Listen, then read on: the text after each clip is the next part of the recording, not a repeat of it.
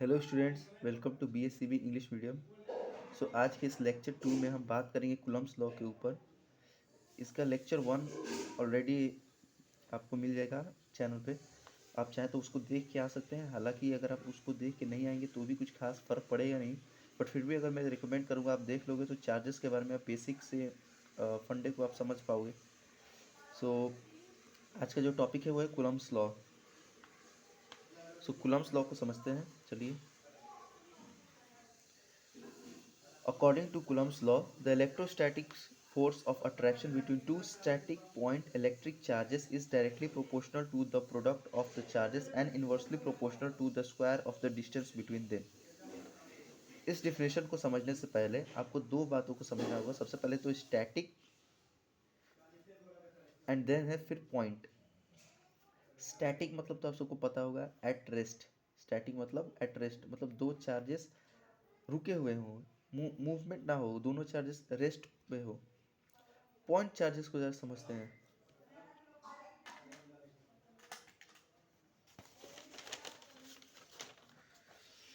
आइए इस point charges को समझते हैं। कोई भी ऑब्जेक्ट हो वो पॉइंट चार्ज की कैटेगरी में आ सकता है। कोई भी कितना भी बड़ा ऑब्जेक्ट हो वो पॉइंट चार्जेस की कैटेगरी में आ सकता है। शर्त ये है कि उसका जो डिस्टेंस है, वो जो ऑब्जर्व है, जो देख रहा है, उससे बहुत ज़्यादा हो। जैसे अगर मान लीजिए ये बहुत बड़ा कोई ऑब्जेक्ट है, जैसे मान लीजिए ये बहुत बड़ा कोई बॉल है, फुटबॉल है। बहुत बड़ा तो नहीं है बट फिर भी मान लीजिए फुटबॉल है। अगर आप इससे 5 मीटर की दूरी पे अगर आप इसको खड़े होकर देखोगे तो आपको क्या ये पॉइंट ऑब्जेक्ट जैसा लगेगा? नहीं लगेगा। मान लीजिए इस फुटबॉल जितना बड़ा कोई चार्ज है, जिसके ऊपर प्लस चार्ज है या कोई भी चार्ज हो, तो अगर आप उसको 5 मीटर या 10 मीटर या 100 मीटर की दूरी से देखोगे तो उतना छोटा पॉइंट जैसा आपको नहीं दिखेगा। पॉइंट मतलब क्या? ऐसा पॉइंट जैसा। बट क्या हो अगर हम इसी ऑब्जर्वर को बहुत दूर, फॉर एग्जांपल मान लीजिए स्पेस से दिखाएं। स्पेस से तो दिखेगा ही, फिर भी मान लीजिए बहुत दूर, मतलब 1 किलोमीटर 2 किलोमीटर इतने लंबे दूरी से देखेगा ये, तो इसको क्या ये पॉइंट जैसा नहीं दिखेगा? दिखेगा ना। तो यही है पॉइंट ऑब्जेक्ट। पॉइंट ऑब्जेक्ट की कोई फिक्स डिफिनीशन नहीं है। जैसा ऐसा नहीं है कि कोई एक फिक्स डिफिनीशन हो और ये ऑब्जेक्ट उसको फॉलो कर रहा हो तो हाँ ये पॉइंट ऑब्जेक्ट है। पॉइंट ऑब्जेक्ट सिंपल है कि अगर आपके दो चार्जेस हैं, मान लीजिए पॉइंट ऑब्जेक्ट की बात कर रहा हूँ, अभी पॉइंट चार्जेस की अब बात कर रहा हूँ क्योंकि ये पॉइंट चार्जेस के ऊपर है कूलम्ब्स लॉ। मान लीजिए ये पॉइंट चार्ज है प्लस क्यू और ये पॉइंट चार्ज है दूसरा पॉइंट चार्ज है, मान लीजिए प्लस क्यू, ये भी है क्यू नॉट है। ओके। अभी इनके बीच का जो डिस्टेंस है वो मान लीजिए एक्स है। तो हो सकता है ये दोनों अभी एक दूसरे के लिए पॉइंट चार्जेस ना हो। अगर यहाँ पे आप खड़े होकर इसको देखोगे तो ये आपको पॉइंट जैसा तो नहीं दिखेगा, हल्का बड़ा दिखेगा। सिमिलरली यहाँ पे बैठ के अगर आप इसको देखोगे तो ये हल्का बड़ा दिखेगा। बट इसी को हम बहुत ज़्यादा डिस्टेंस इंक्रीज करें, मान लीजिए 100x कर दें या 1000x कर दें या बहुत ज़्यादा डिस्टेंस कर दें, तो ये धीरे धीरे जब आप यहाँ से बैठ के यहाँ पे देखोगे तो ये आपको यहाँ से, क्योंकि डिस्टेंस बहुत ज़्यादा हो गया है, 100x या 1000x हो गया है, तो यहाँ से बैठ के अगर आप इसको यहाँ पे देखोगे तो ये आपको एकदम छोटू सा पॉइंट सा दिखेगा। वैसे ही यहाँ से बैठ के देखो तो ये छोटू सा पॉइंट सा दिखेगा। तो कहना ये चाहता हूँ कि पॉइंट ऑब्जेक्ट हो या पॉइंट चार्ज हो, उसकी कोई फिक्स डिफिनीशन नहीं होती है। बस डिस्टेंस बढ़ा दो, पॉइंट चार्ज वो दोनों ऑटोमेटिकली बढ़ जाएगा। ओके। और ये बस ऑब्जर्वेंस है, मतलब ऐसा नहीं है कि इसका साइज छोटा या बड़ा हो गया। साइज वही है, शेप वही है, बस आप दूरी तो बहुत दूर से देख रहे हो उसको बस। तो ये था डिफिनीशन जो इलेक्ट्रोस्टैटिक फोर्स ऑफ अट्रैक्शन है।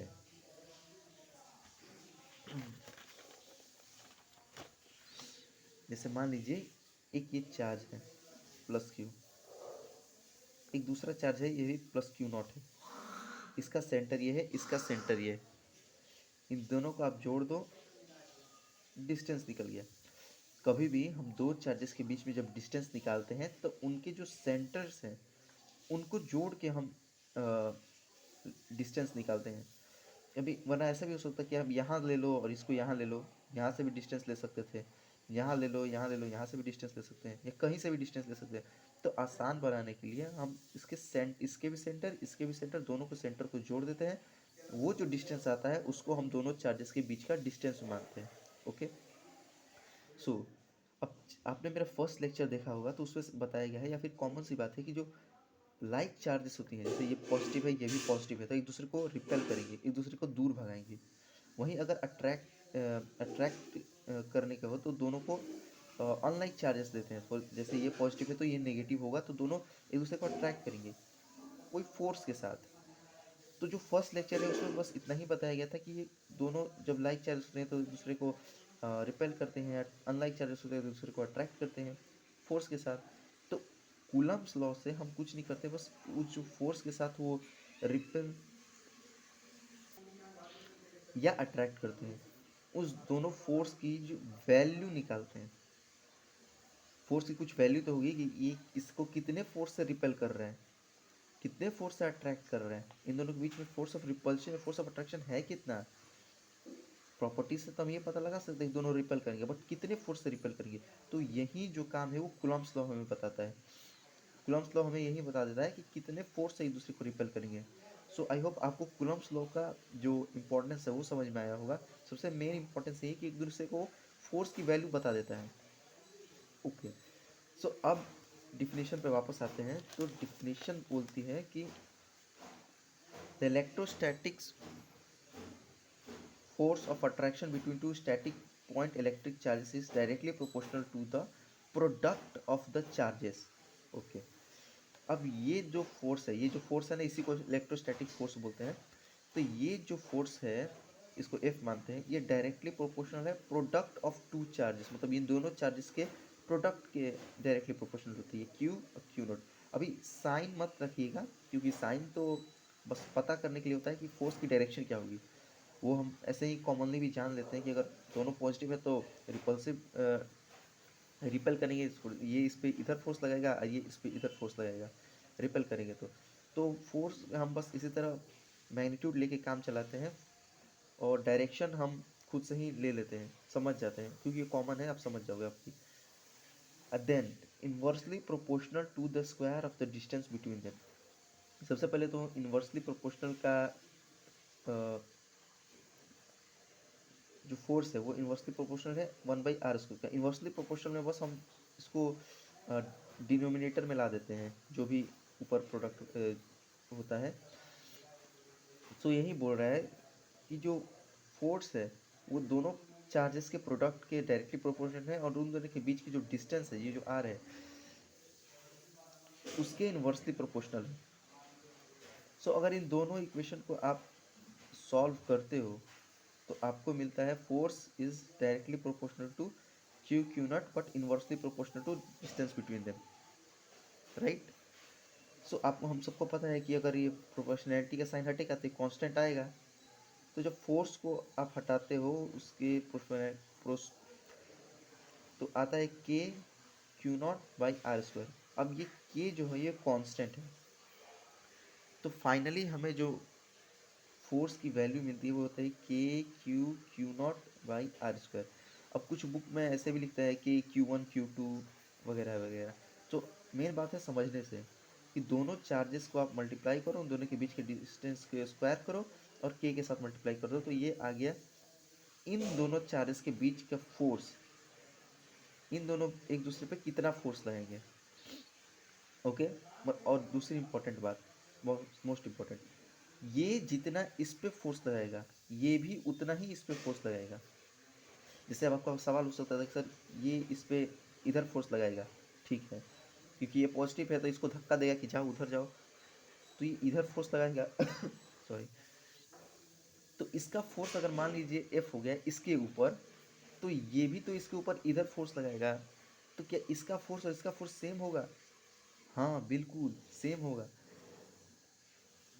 ये जो इसके ऊपर फोर्स लगाएगा इधर और ये जो इसके ऊपर फोर्स लगाएगा इधर, दोनों सेम होंगे। चाहे ये 5 हो या 5,000 कूलम हो, और ये 10 हो या 5 कूलम हो, दोनों का जो फोर्स होगा एक दूसरे के ऊपर वो बिल्कुल एग्जैक्टली सेम होगा। इतना क्लियर होना है। दूसरा, हम जब बोलते हैं कि अब इसको अब डिनोट करने के लिए इसको चार्ज 1 बोल देते हैं। चलिए दूसरा ही समझा देते हैं। जैसे मान लीजिए एक Q1 हो गया है, एक चार्ज हो गया, Q2 हो गया, ये प्लस है, ये भी प्लस है, मान लीजिए R हो गया। सो ये इसको इधर ढकेलेगा, धक्का देगा, ये वाला चार्ज Q2 जो है, तो इसको हम लिखते हैं ऐसे हैं कि force on Q1 charge due to Q2 charge. ऐसे जो लिखा जाता है इसका मतलब ये होता है फोर्स ऑन 1 ड्यू टू 2।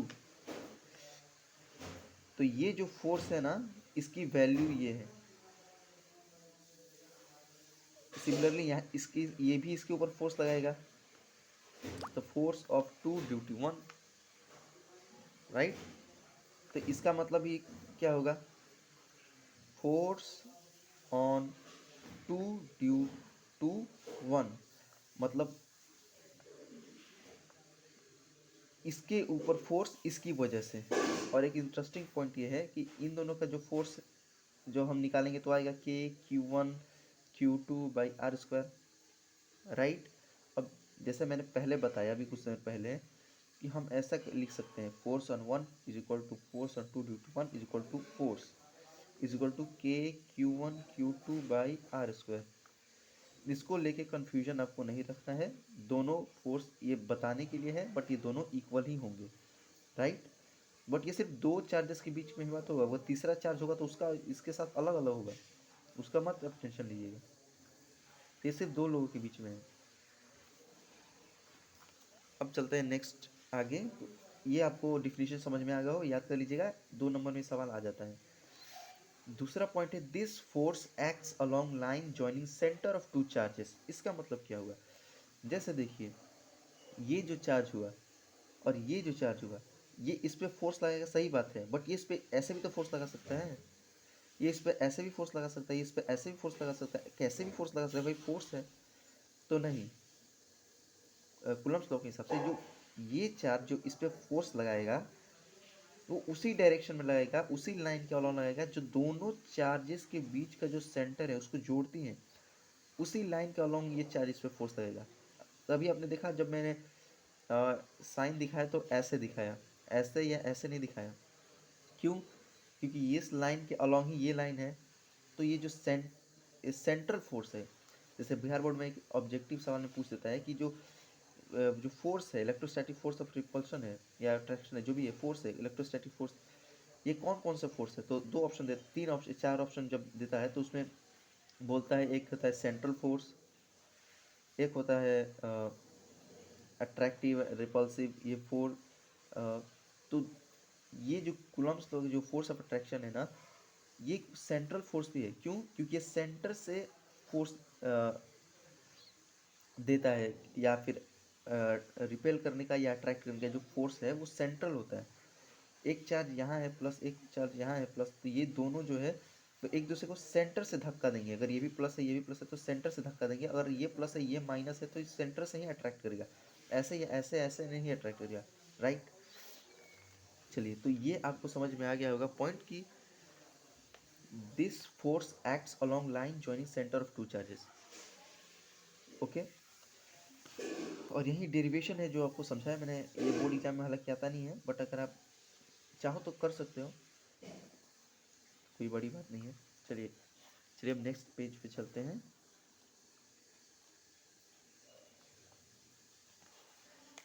हाँ, एक इम्पॉर्टेंट पॉइंट ये है कि electrostatic force of attraction depends upon medium.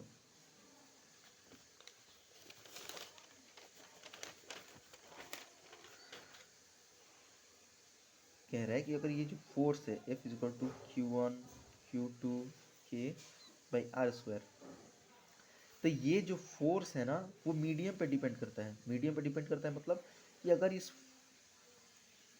ये दो चार्जेस हैं Q1 और ये Q2,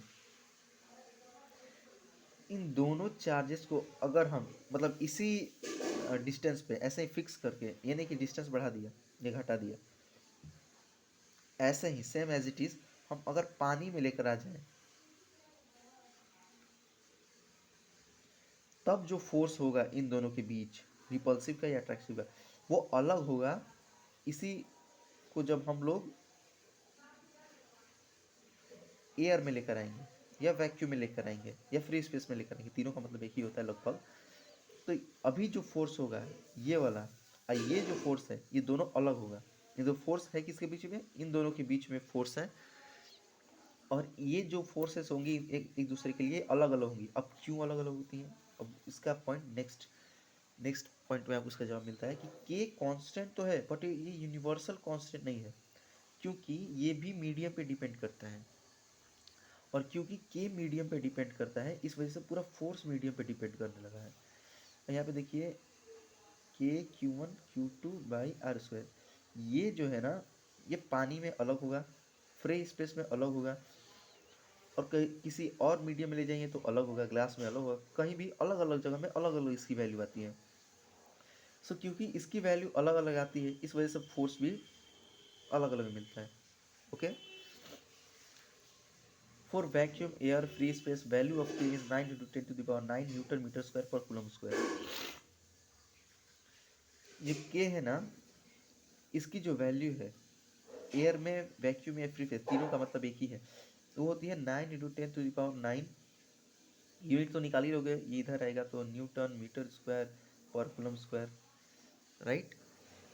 इसकी वैल्यू ये 9 × 10⁹ होती है। बट यहीं अगर इसकी वैल्यू आप वाटर में ले जाओ तो इसकी वैल्यू अलग आ जाती है। वो मैं नहीं बताऊंगा क्योंकि इसके ऊपर जो डिटेल टॉपिक है वो नेक्स्ट लेक्चर में आएगा। ओके, तो पेशेंस रखें आप। सो ये समझ में आएगा, ये याद कर लीजिएगा 9 × 10⁹। अब आते हैं तीसरे पॉइंट पे, होता है Coulomb's law is valid only for point charge. ये जो कूलम्स लॉ है सिर्फ पॉइंट चार्ज के लिए वैलिड है, ये मैंने आपको पहले ही डिफिनीशन में समझा दिया था। अब आते हैं इम्पोर्टेंट टॉपिक पे जिसका नाम है Coulomb's law in vector form.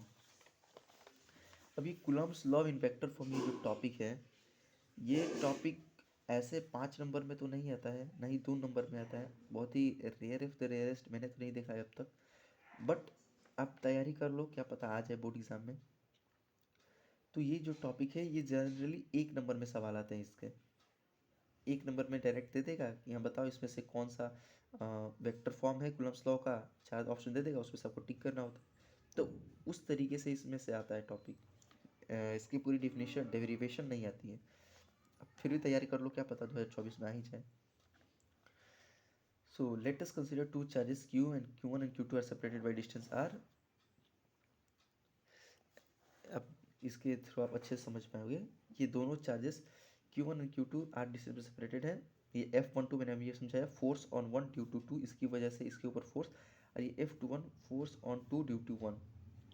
Okay, अब ये R21 - R1 ये सब क्या है, ये है डिस्टेंस। ये R और ये R2 - R1 और ये R1 - R2, तीनों की वैल्यू इक्वल है। अब क्या है कि अगर आप यहाँ से यहाँ जाओगे, डिस्प्लेसमेंट, अगर आप यहाँ से जाते हो मतलब 1 से 2 जाते हो तो डिस्प्लेसमेंट क्या आएगा, ये इनिशियल पॉइंट ये फाइनल पॉइंट, तो क्या आ गया, ये फाइनल माइनस इनिशियल, तो कहा जाएगा R2 - R1। ये देखिए R2 - R1। ओके, कब जा रहे हैं, जब हम यहाँ से यहाँ जा रहे हैं, मतलब ऐसे, जब हम यहाँ से यहाँ जा रहे हैं मतलब इस पॉइंट से इस पॉइंट पे आ रहे हैं, तो ये इनिशियल पॉइंट हो गया, ये फाइनल पॉइंट हो गया, तो फाइनल माइनस इनिशियल डिस्प्लेसमेंट के तो क्या होगा R1 - R2। हालांकि इसका इसका इसका तीनों का वैल्यू सेम है, इक्वल है, बट क्योंकि हमें वेक्टर फॉर्म में चाहिए कूलम्स लॉ, तो ये करना पड़ेगा। चलिए नेक्स्ट चलते हैं।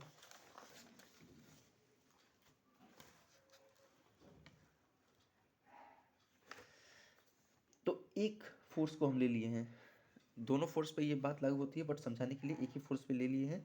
तो F12 की वैल्यू क्या होगी, KQ1 Q2/r², कूलम्स लॉ से हमें पता है r²।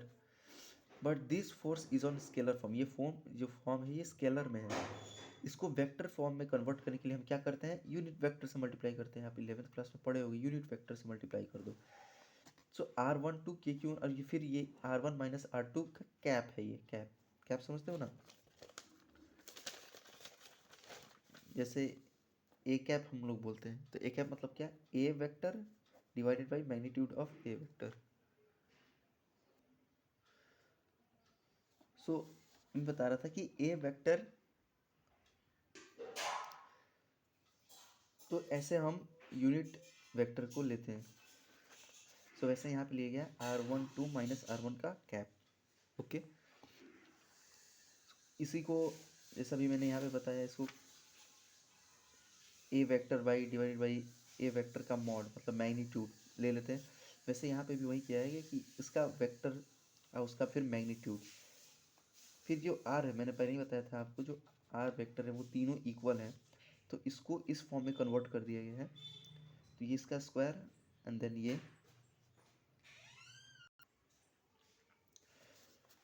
एंड देन और फिर ये r1 माइनस r2 वेक्टर का होल क्यूब मैग्नीट्यूड में। तो ये हो गया आपका वेक्टर फॉर्म में Coulomb's electrostatic force. Similarly F12 है तो 21 भी ऐसे ही हो जाएगा, बस यहाँ पे 2 माइनस r2 माइनस r1 हो जाएगा, नीचे r2 माइनस r1 का मॉड का होल क्यूब हो जाएगा। बस इतना ही डिफरेंस है। इसको याद करने का सबसे ऐसे ही बॉडी जम दे देगा, F1 माइनस F2 मॉड में r1 माइनस r2 का होल क्यूब। ये है कि ये बस आपको ये दोनों याद रखना है, बॉडी एग्जाम में आपको बस ऑब्जेक्टिव में ही आता है। इसको याद करने का सबसे सिंपल रूल ये है कि यहाँ पहले 1 है फिर 2 है, तो यहाँ भी पहले 1 फिर 2 फिर 1 फिर 2। दूसरे में क्या है, पहले 2 है फिर 1 है, तो इसमें भी 2 1 2 और 1। ध्यान रखने वाली बात यह है कि यहाँ पे क्यूब है, क्यूब कहाँ से है, क्योंकि ये स्क्वायर कन्वर्ट कर दिया गया है, इस आर स्क्वायर को इस फॉर्म में कन्वर्ट कर दिया गया, तो इसका स्क्वायर आ गया। इन दोनों को जब मल्टीप्लाई करोगे तो आर क्यूब आ जाएगा। ये जो है ना, ये वेक्टर फॉर्म में है, r1 माइनस r2 ये वेक्टर फॉर्म में है, और इसी के वजह से अब ये जो कूलम्स लॉ है ये वेक्टर फॉर्म में आ गया है। आई होप आपको समझ में आ गया होगा। चलिए अब नेक्स्ट टॉपिक के ऊपर चलते हैं। हालांकि ये काफ़ी इंपॉर्टेंट नहीं है उतना, बस आपको ये याद कर लेना है, बोर्ड एग्जाम के लिए इतना इंपॉर्टेंट नहीं है, तो रिलैक्स होकर याद कीजिए, पढ़िए। और जो है आखिरी टॉपिक आज के इस लेक्चर का, वो limitations of Coulomb's law. Actually बहुत प्रॉब्लम है यहाँ पे, मैं एक हाथ से कैमरा टॉर्च लेकर आपको वीडियो शूट कर रहा हूँ, क्योंकि बैटरी मोबाइल का ख़त्म हो गया है, बहुत कम है, इस वजह से टॉर्च जो है वो ऑन नहीं हो रहा है। सो लिमिटेशंस ऑफ कूलम्स लॉ। सो अब कूलम्स लॉ है तो इसकी कुछ लिमिटेशंस भी तो होंगी, कुछ खूबियाँ हैं तो कुछ कमियाँ भी होंगी। खूबियाँ तो हमने पढ़ ली है बहुत सारी, अब कमियाँ कुछ पढ़ लेते हैं। It is not valid for extended bodies.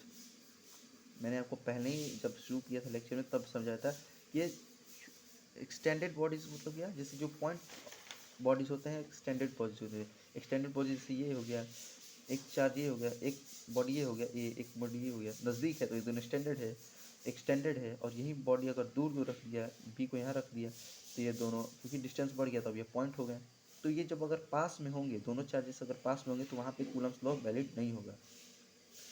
It is only valid when both charges are at rest. मतलब ये तभी वैलिड होगा जब दोनों चार्जेस जो है वो रेस्ट में होंगे।